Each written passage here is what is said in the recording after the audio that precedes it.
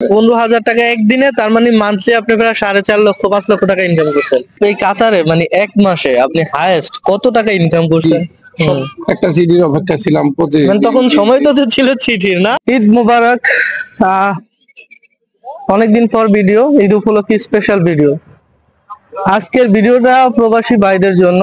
প্রবাসীতে যারা রয়েছেন, প্রবাস থেকে দেশে যাবেন, ঈদ উদযাপন করার জন্য দেশে যাবেন, আত্মীয় স্বজনের সাথে ঈদ পালন করবেন, এটা আসলে প্রত্যাশার। প্রত্যেকটা প্রবাসী ভাই প্রত্যাশা করে ঈদে দেশে গিয়ে ঈদ উদযাপন করবে। তবে প্রবাসী ভাইদের যে ঈদ উদযাপন, এটা নিয়ে আসলে বিভিন্ন সময় প্রবাসীরা বিভিন্ন সমস্যায় পড়ে থাকে।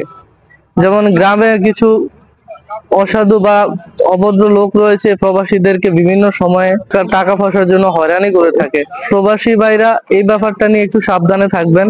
অকর্মা লোক যারা, মানে যাদের কোনো কাজ কাম নেই, যারা আসলে এইভাবেই তাদের সংসার চালায়, এই সমস্ত লোক থেকে দূরে থাকার চেষ্টা করবেন। আর যেটা চেষ্টা করবেন, গরিব মানুষ, অসহায় মানুষদের পাশে থাকার জন্য। সবসময় গরিব অসহায় মানুষদের যতটুকু আপনার যোগ্যতা আছে, যতটুকু সামর্থ্য আছে, সেই সামর্থ্য অনুযায়ী চেষ্টা করবেন গরিবদেরকে সহায়তা করার জন্য। কেমন আছেন? আমি একটু সামনে হাঁটি, তারপর কথা বলি। জি, কত বছর আপনি এখানে কাতারে আছেন? জি, কাতারে 13 বছর 14 বছর রানিং। টোটাল মানে কত বছর আপনি? 25 বছর আমার প্রবাস জীবন। তার আগে কোথায় ছিলেন? এর আগে সৌদি আরবে ছিলাম। তার মানে সৌদি আরব আর কাতার দুই দেশ মিলিয়ে প্রায় 25 বছর। জি, 25 বছর। কত বছর থেকে, মানে শুরু থেকে কত বছর থেকে আপনি প্রবাস লাইফ শুরু করছেন? আমি 99 থেকে প্রবাসে। তখন বয়স কত ছিল? তখন বয়স হয়তো 22। মানে মানে আমাদের দাড়ি মোছ উঠানোর আগে আপনি হয়তো প্রবাস জীবন শুরু করছেন। তো এই প্রবাস জীবনে আপনি সবচেয়ে কষ্টের সময় কোন সময় পার করছেন, যে এই সময়টা আপনার কাছে মনে হচ্ছে অনেক বেশি কষ্টের? প্রবাস জীবনে আমি যখন বাইরে আমার মেয়ে হয়েছিল, তখন আমি প্রবাস জীবনে সৌদি আরব আসি। তখন ফ্যামিলির জন্য অনেক মিস করছি, অনেক খতরনাক করছি। আসলে মেয়েকে দেখতে মন চাইছিল, অনেক কিছুই নতুন। ওই সময় কাদাকাটি, ওই সময় হাল ছিল হাতে চিঠি, একটা চিঠির অপেক্ষা ছিলাম মানে তখন সময় তো ছিল চিঠির, না? ওই সময়ে চিঠি প্রদানের জন্য বক্সে বসে থাকতাম, কোন সময় চিঠি আসবে। টেলিফোনের কোনো যুগ ছিল না, হয়তো ফোন দিলে ঢাকা গিয়ে পয়সা দেওয়া লাগছে, টেলিফোন এক্সচেঞ্জে পয়সা দেওয়া লাগছে। কষ্ট করছি, একটা চিঠির আসে আমরা সময় চলে যেত তখন। আর এখন তো প্রত্যেক দিনই, এখন তো মিনিটে ফোনে যোগাযোগ।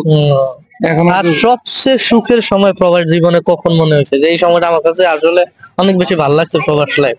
প্রবাস জীবনে এখন আমার একটা ছেলেকে নিয়ে আসছি সর্বপ্রথম। এই জীবনে প্রথম আমার নিজের আত্মীয়, মানে নিজের সবচেয়ে কাছের মানুষের একটা ছেলেকে পাইছি জীবনে এই কাতারে। আমি এসেই আমি সবচেয়ে আনন্দিত, আমার ছেলেটাকে নিয়ে আসছি। ছেলেটা তেমন বয়স হয় নাই বিদেশের, প্রবাসে। তবে একটা কষ্ট হইলো, আমার ছেলেটাকে লেখাপড়া করেছিল জীবনে অনেক কষ্ট করে।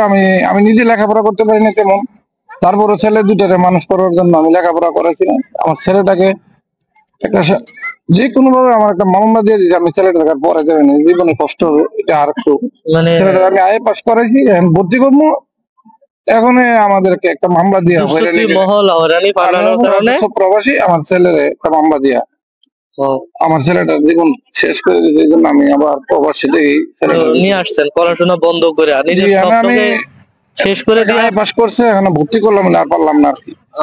এই সরকার ক্ষতিপূরণ দিচ্ছে আর কি।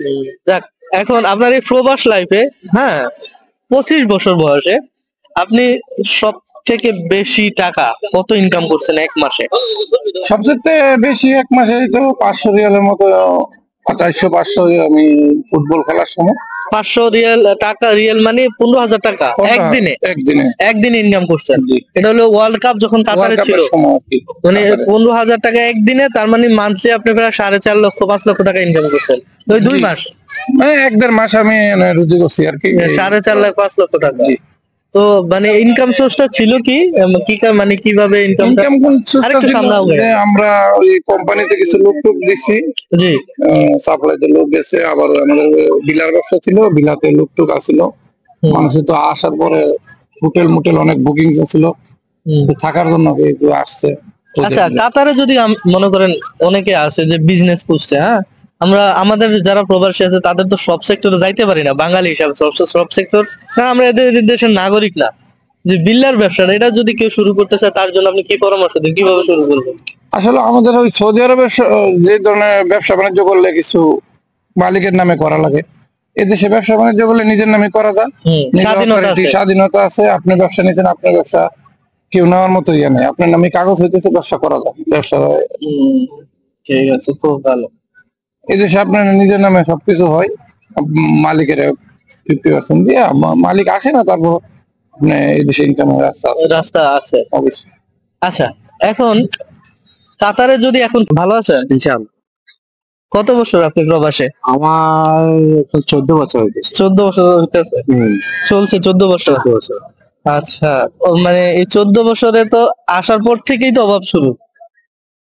অভাব কি গেছে এখনো? না, অভাব আজ যায় নাই, কিন্তু এই কোনো মতে মানে সংসারে চলতেছি, চলে যেতেছেন এরকম। মোটামুটি।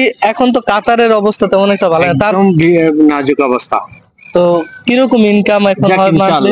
আল্লাহ যেটুকু এখন চলাতেছে, শুকর আলহামদুলিল্লাহ, আল্লাহর কাছে শুকরিয়া জানতে হবে। কেন আমার থেকে সরস মানুষগুলো কি খানা খাইতেছেন, আল্লাহ আমাদেরকে যেহেতু সহজে শুকর আলহামদুলিল্লাহ, যে নসিব বড় জিনিস, যদি আগে হলে যেহেতু আলহামদুলিল্লাহ।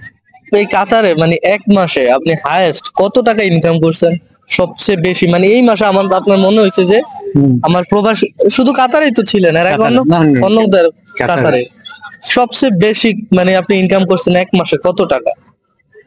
আমি দোকানে একটা জব করি, তারপরে আর কোম্পানি ডিউটি করি আলসাপ নেই। আলসাপ মিলিটারি ক্যাম্প হচ্ছে যে, জি রেডিও অফিসের সিঙ্গেল এখানে জি জি এখানে কাজ করি।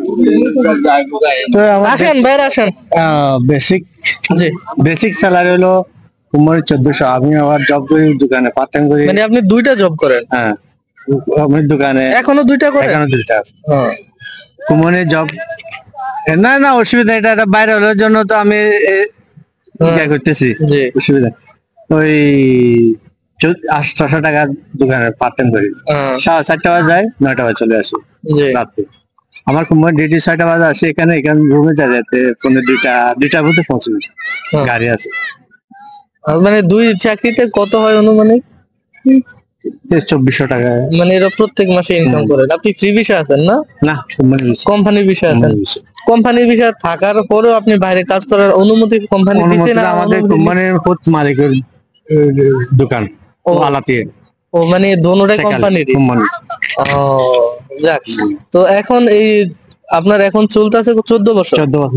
14 বছর। আপনি যদি এখন বলেন যে আমি চলে যাব একবারে, হ্যাঁ না চলে যাব, মানে এক্সাম্পল হিসাবে, আপনাকে কি 14 বছরে যে বোনাস সব? না, আমি 14 বছর প্রথমে কোম্পানিতে ঢুকছে 5 বছর হইতেছে।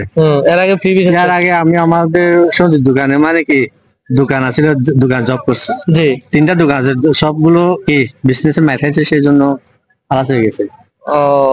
প্রথমে দোকান চাকরি হয়েছে, প্রথমে দোকান চাকরি হচ্ছে আমাদের 700 টাকা দিচ্ছে বেতন।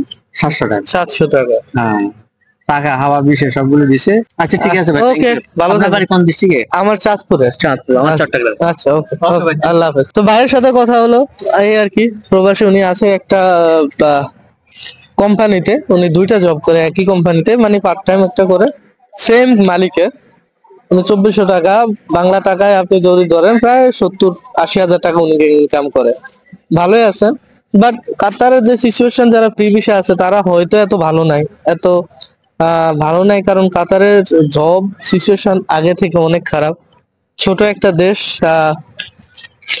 সেই হিসাবে মানুষ অনেক বেশি, আর কাতার সরকার চাইছে যে প্রচুর পরিমাণে মানুষ, লেবার যেন এই দেশে আসে, লেবার সংকট যেন না থাকে। এই কারণে আসলে লেবারদের আসলে মানে ইনকাম ক্রাইসিস হচ্ছে। সো এই হলো প্রবলেমটা। আসে